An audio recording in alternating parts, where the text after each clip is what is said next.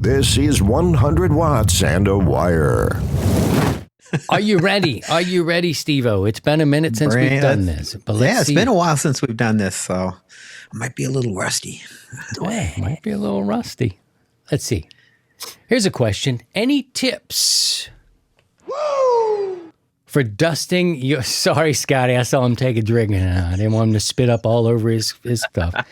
Any tips for dusting our equipment? Interesting question here, and one that really has not come up. Actually, you know what? And this is season number 9, guys. Congratulations. Mm-hmm. We are starting season 9 with this show. Steve, how do you keep that big, beautiful Collins set dust-free behind you or clean, that sort of thing?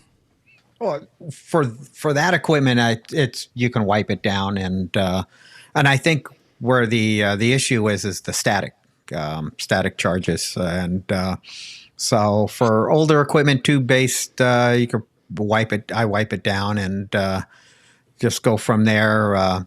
Use a little bit of like window cleaner, kind of moisten up a rag and wipe it down.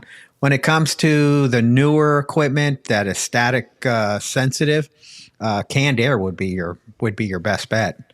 Or if you got an air compressor, a little bit of compressed air, and kind of blow things off. But if you're worried about the static equipment, your equipment getting a static discharge, then go with the canned air. If it's older equipment, just wipe it down.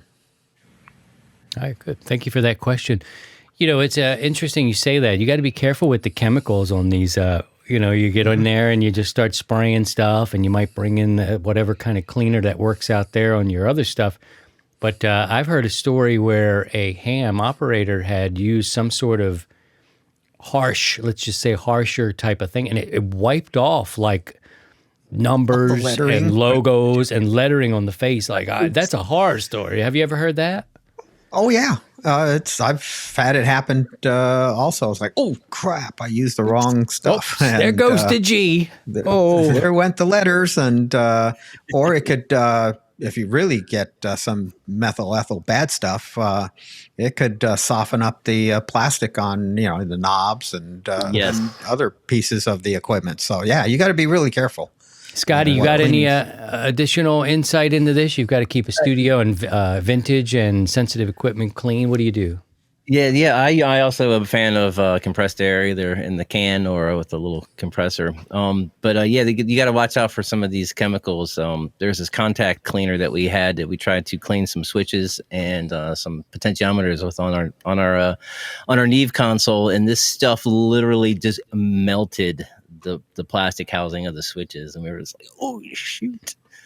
But we didn't know. Like contact cleaners, I never had that melt the plastic before. So there's a big sticker on it now. Do not use on consoles. For complete episodes, subscribe where you get podcasts and click the bell here on YouTube for features and live streams.